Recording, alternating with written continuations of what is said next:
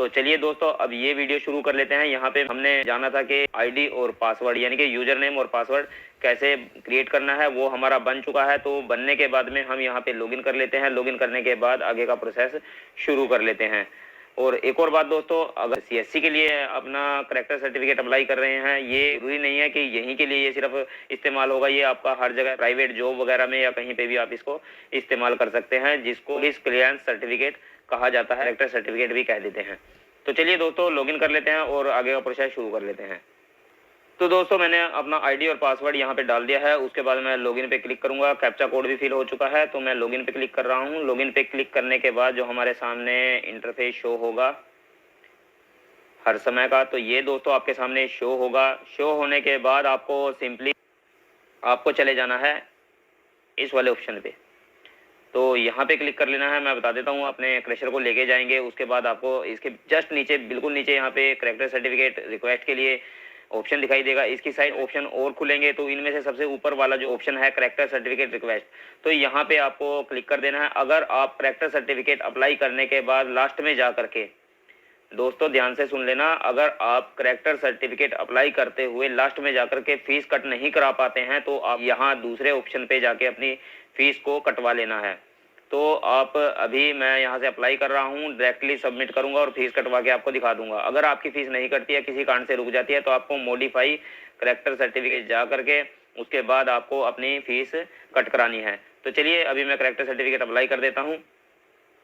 तो यहाँ मैंने क्लिक कर, पोर्टल ओपन हो गया है। ये जरूरी नहीं है कि आप ही के नाम से पोर्टल हो तभी आप किसी के करेक्टर सर्टिफिकेट या कोई भी एफआईआर वगैरह कुछ भी अप्लाई कर सकते हैं। किसी आपके नाम से हो, लेकिन बाकी जो डिटेल है आपको सिटीजन या कैंडिडेट की डाल देनी है। तो चलिए दोस्तों, शुरू कर लेते हैं। तो सबसे पहले हमें यहाँ पे ऊपर में आधार कार्ड डाल देना है।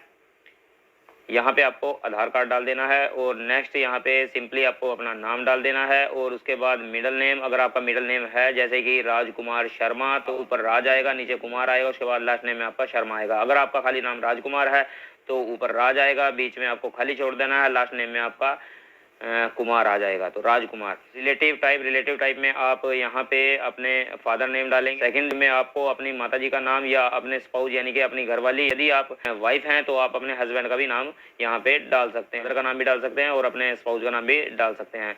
और अपलोड डॉक्यूमेंट, यहाँ पे नीचे मैं आपको बता दूंगा कैसे कैसे आपको डॉक्यूमेंट अपलोड करने हैं। और इधर दूसरी साइड में अटल सेवा केंद्र आपको लिख देना है यहाँ पे। तो दोस्तों, यहाँ पे आपको ये देख लेना है कि कौन से मेथड से आप मंगवाना है, यानी कि मोड, जैसे कि आपको बाय पोस्ट मंगाना है, बाय स्पीड पोस्ट मंगवाना है, या आपको किसी सीएससी सेंटर से कलेक्ट करना है। तो यहाँ पे मैं आपको दिखा दूंगा भर के। वैसे बाद जेंडर में आपको मेल फीमेल, अगर आप लेडीज हैं तो फीमेल, और अगर जेंट्स है मेल, यहाँ पे सिलेक्ट कर लेना है। लैंडलाइन नंबर आपको खाली छोड़ देना है। मोबाइल नंबर में आप मोबाइल डालेंगे, ईमेल आईडी में आप ईमेल आईडी डाल देंगे। और उसके बाद नेम आपको यहाँ पे नाम डाल देना अपनी माता जी का, इधर फादर नेम डाल देना है दूसरी साइड में जहाँ पे रिलेटिव 1 था, और चालान नंबर आपको खाली छोड़ देना है। अभी यहाँ पे जो स्टार वाले ऑप्शन है उनको आपको कंप्लीटली फिल करना है। यहाँ पे बिल्कुल भी कहीं भी खाली जगह पे ये नहीं छोड़ना है, नहीं तो ये सबमिट आपका नहीं होगा, तो आपको बाद में परेशानी हो जाएगी। तो आपको जितने भी स्टार मार्क हैं वो सारे कंप्लीट करने हैं, लेकिन मेल आईडी अपनी अगर दो तो ज्यादा बेटर रहेगा। तो चलिए दोस्तों, आगे का प्रोसेस फटाफट से इसको मैं फिल करके आपको दिखा देता हूँ। सबसे पहले वाले बॉक्स में आपको आधार कार्ड जैसे ही आप फिलअप करेंगे तो आपको यहाँ पे ऐसा पॉपअप खुल के आएगा, तो आपको यहाँ पे एग्री पे क्लिक कर देना है। तो आधार कार्ड से नीचे वाले बॉक्स के अंदर यहाँ पे आपको फर्स्ट नेम डाल देना है, और मिडिल नेम में जैसे कोई ओम कुमार शर्मा है या ओम कुमार कश्यप है या ओम कुमार कुछ भी है, फर्स्ट नेम में ओम, फिर कुमार और फिर कश्यप, ऐसे 3 अलग अलग से डालना है। अगर 2 शब्दों में नाम है तो उसका ओम और कुमार ऐसे करके डाल देना है, और बीच वाला जो है मिडिल नेम खाली छोड़ देना है। तो उसके बाद रिलेटिव टाइप आपको फादर कर देना है। फादर सिलेक्ट करते ही यहाँ पे आपको फादर का नेम डाल देना है, तो इनके फादर का नाम जो होगा वो यहाँ पे मैं डाल देता हूँ।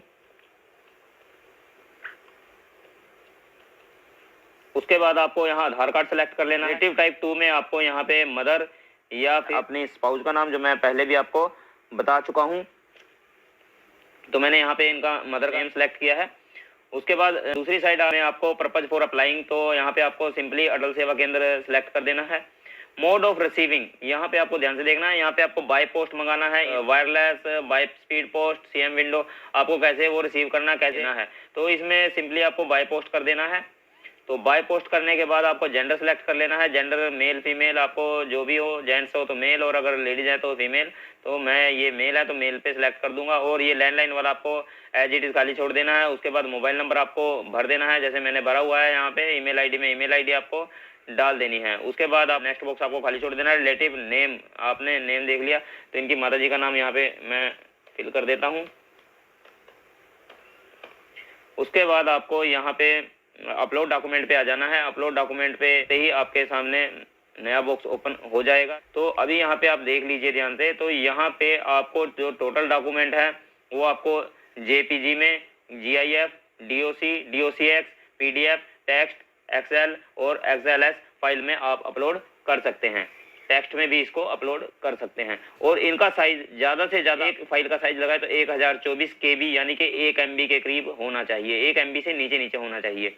और जो आपकी टोटल फाइल है उनका पूरा साइज आपका 5 MB से कम होना चाहिए, यानी 5120 KB। क्योंकि आमतौर पे मोबाइल से ही पिक्चर लेते हैं तो उसमें कई बार MB 2 या 3 MB में हो जाती है। तो उसको आप 1 MB कैसे करें, आपको सिंपली मैं एक मेथड बताता हूँ। आपको यहाँ पे न्यू टैब खोल लेना है और यहाँ पे JPG टू PDF कन्वर्टर कर देना है। JPG टू PDF कन्वर्टर करके यहाँ पे ये सबसे पहले वाला आपको स्मॉल PDF वाला ऑप्शन खोल लेना है। उसके बाद जैसे ही आप यहाँ पे कोई फाइल चूज करेंगे तो दिखाने के लिए आपको फाइल डाल देता हूँ। उसके बाद जैसे ये होगी तो यहाँ पे ऑप्शन खुल के साइड में आ जाएंगे। आप कन्वर्ट करना है खाली आपको JPG को PDF में, तो यहाँ पे आप PDF कर सकते हैं। जैसे ही आप PDF पे कन्वर्ट करेंगे, कंप्रेस कर सकते हैं, छोटा कर सकते हैं आप चाहें। तो चलिए दोस्तों, ये बीच में वीडियो में इसलिए बताया कि भाई परेशान हो जाते हैं कि PDF वगैरह कैसे करें JPG को, या फिर उसको कंप्रेस कैसे करें। तो यहाँ पे कंप्रेस का भी ऑप्शन है, अगर आप कंप्रेस करना चाहें तो कंप्रेस कर लेंगे। तो इसको कर देते हैं क्लोज। अभी यहाँ पे मैं चूज कर रहा हूँ, जो सिलेक्ट करना है आधार कार्ड। तो यहाँ पे आपको आधार कार्ड लगा देना है। और PDF में मैंने ये किया हुआ है तो मैं सबसे पहले यहाँ पे आधार कार्ड फिलअप कर देता हूँ। तो मैंने यहाँ पे आधार कार्ड सेलेक्ट कर दिया है।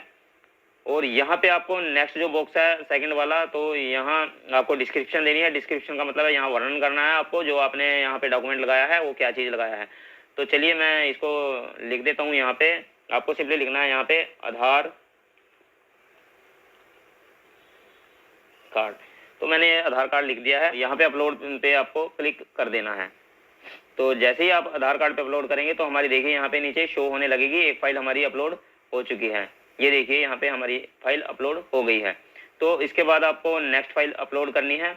यहाँ पे आपको मिनिमम 2 डॉक्यूमेंट आपको अपलोड करने हैं। तो मैं सेकंड वाला अपलोड कर रहा हूँ। तो चूज फाइल पे दोबारा से क्लिक करते हैं।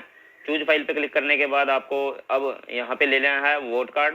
तो मैं यहाँ पे कैंडिडेट का वोट कार्ड सिलेक्ट कर दिया है और उसको यहाँ पे मेंशन कर देता हूँ वोट कार्ड। उसके बाद आपको यहाँ पे अपलोड पे दोबारा से क्लिक कर देना है। तो ये अपलोड हो रही है। तो जैसे ही अपलोड हो जाएगी यहाँ पे ये भी मेंशन होने लगी है। देखिए यहाँ पे अगर आप चेक करना चाहें यहाँ पे खोल के भी देख सकते हैं इसको। यहाँ पे ऑप्शन हमारे को दिए हुए हैं, यहाँ से आप अगर खोलना चाहें तो खोल के इसको देख सकते हैं। और यहाँ पे जो फाइल साइज वगैरह है, कितना हमारा पेंडिंग रह गया है, वो यहाँ पे दिखाता रहेगा। और यहाँ से अगर आपका कोई गलत डॉक्यूमेंट अपलोड हो जाता है तो क्रॉस के सिंबल पे क्लिक कर देना है और उसके बाद वो वहाँ से हटा देना है। उसके बाद दोबारा वैसे ही प्रोसेस करना है, अपलोड कर देना है। अपलोड करके आप चेंज कर सकते हैं अगर आपका कोई गलती से कोई डॉक्यूमेंट यहाँ पे अपलोड हो गया है। तो उसके बाद मैं यहाँ पे दोस्तों तीसरा भी डॉक्यूमेंट चढ़ाऊंगा, क्योंकि मैं हमेशा ही 3 डॉक्यूमेंट यहाँ पे लेता हूँ, अपलोड करता हूँ। अगर एक डॉक्यूमेंट में कोई कमी रह जाती है तो उसकी जगह पे दूसरा अपलोड हो जाता है, क्योंकि हमारी फीस तो कटनी ही है एक बार। तो यहाँ पे थर्ड डॉक्यूमेंट भी मैं अपलोड कर दूंगा, जैसे कि पैन कार्ड। तो मैं कैंडिडेट का पैन कार्ड अपलोड कर रहा हूँ यहाँ पे।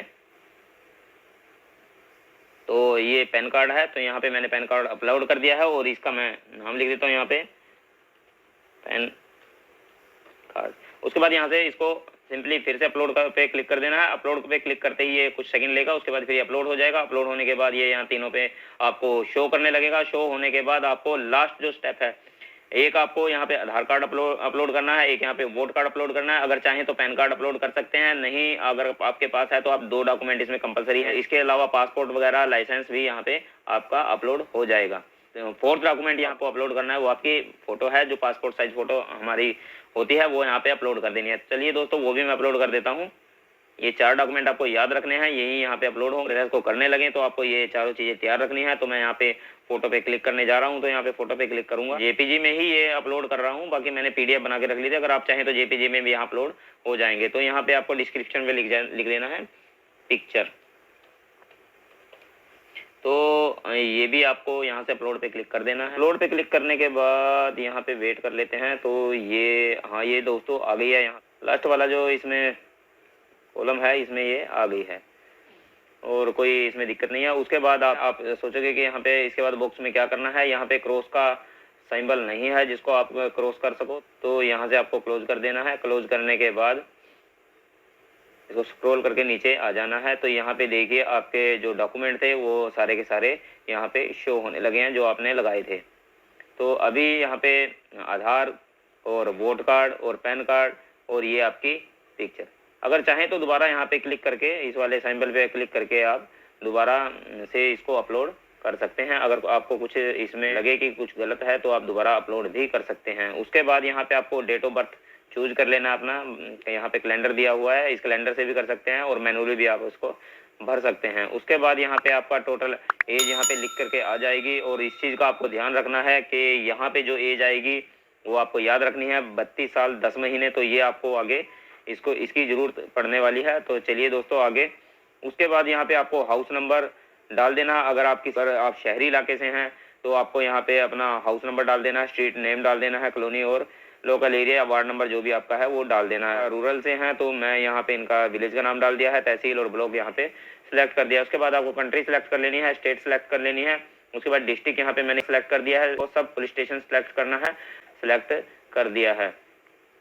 तो उसके बाद आपको यहाँ पे पिन कोड सिलेक्ट कर लेना है, डाल देना है यहाँ पे। उसके बाद जो मैंने आपको कहा था कि आपको याद रखना है अपनी एज कितनी, यहाँ पे अपनी एज डाली थी। तो उसके बाद यहाँ पे कितने साल और कितने महीने वो यहाँ पे शो होने लगा। तो वो आपको जैसे यहाँ पे 32 साल 10 महीने दिखा रहा था, तो आपको यहाँ पे 32 साल और 10 महीने, पहले बॉक्स में आपको साल डाल देना है, उसके बाद महीने जितने होंगे तो 32 साल 10 महीने। तो इसका मतलब ये है कि ड्यूरेशन ऑफ स्टे, आप कितने साल से यहाँ पे रह रहे हैं। तो आपको अपनी एज ही डाल देनी है, जब से आप वहाँ पे एज ए बर्थ आप वहाँ पे रह रहे हैं तो वो आपको यहाँ पे फिलअप कर देनी है।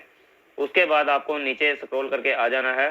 तो नीचे स्क्रॉल करने के बाद डिस्ट्रिक्ट में, उसके बाद ये ऑटो फिल हो जाएगा। यहाँ पे जो आपका डिस्ट्रिक्ट का एसपी ऑफिस होगा वो ऑटो फिल यहाँ पे हो जाएगा। एसपी ऑफिस यहाँ फिल हो गया है। तो यहाँ पे आपको छोटी सी एप्लीकेशन के बेस पे यहाँ पे 2 शब्द लिखने हैं। Dear I want to, dear sir लिखना था दोस्तों, सॉरी, यहाँ पे मैं डियर सर कर देता हूँ, डियर सर, ऐसे करके आपको यहाँ पे एप्लीकेशन लिखनी है। Dear sir I want certificate for Atal Seva Kendra. अगर आपको प्राइवेट जॉब के लिए अप्लाई कर रहे हैं तो आपको यहाँ पे लिख देना है dear sir I want correct certificate for private job, या आप अटल सेवा केंद्र के लिए कर रहे हैं तो यहाँ पे मैंने अटल सेवा केंद्र लिख दिया है। उसके बाद यहाँ पे any criminal record against you, आपके खिलाफ कोई भी अगर क्रिमिनल केस है तो आपको यहाँ पे वो मेंशन कर देना है। ये यहाँ पे आपको क्लिक कर देना है। अगर आपके पास नहीं है तो यहाँ पे नो कर देना है, और अगर आपके पास केस है तो आपको यहाँ पे उसके बारे में फुल डिटेल डाल देनी है। नेक्स्ट में आपको सबसे नीचे वाले में आपको सेल्फ, या इसमें ये पूछा गया है दोस्तों आपसे कि ये जो करेक्टर सर्टिफिकेट है आप खुद से अप्लाई कर रहे हैं या अदर कोई और आपका सर्टिफिकेट अप्लाई कर रहा है। तो आपको सेल्फ करना है तो सेल्फ कर दीजिए, नहीं तो आप अदर करके यहाँ जो आपका करेक्टर सर्टिफिकेट अप्लाई कर रहा है उसका नाम आपको इधर लिख देना है। उसके बाद चलिए दोस्तों मैं इसको सबमिट कर देता हूँ। दोस्तों जैसे ही हम सबमिट बटन पे क्लिक करते हैं तो हमारे सामने ये इंटरफेस आ जाता है। तो इस पे हमें 3 ऑप्शन के लिए बोलता है जैसे हमें पे करना है। तो एक है इसमें सिटीजन, और दूसरा है सीएससी से, और तीसरा इसके अंदर है मित्र से। तो आपको सबसे पहले वाले पे सिटीजन वाला चूज करना है और सिटीजन से ही आपको पेना है। तो इसमें ज़्यादा आसानी रहती है क्योंकि हम इसे क्रेडिट कार्ड, डेबिट कार्ड और अपने नेट बैंकिंग को भी यूज कर सकते हैं। तो चलिए दोस्तों इससे मैं पेमेंट कर देता हूँ।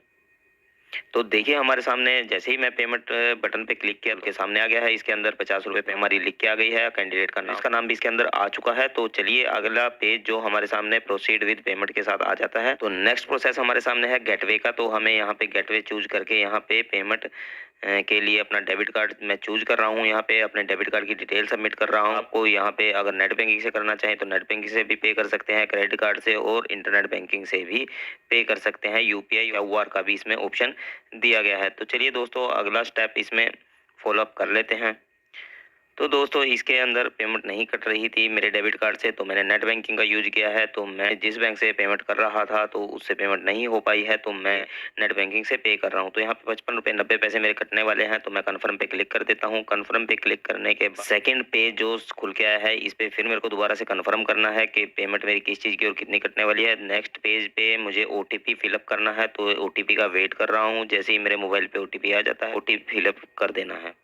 तो देखिए दोस्तों, अभी ओटीपी मेरे पास आ चुका है, तो मैं यहाँ पे फिल कर देता हूँ और कन्फर्म पे इसे क्लिक कर देता हूँ।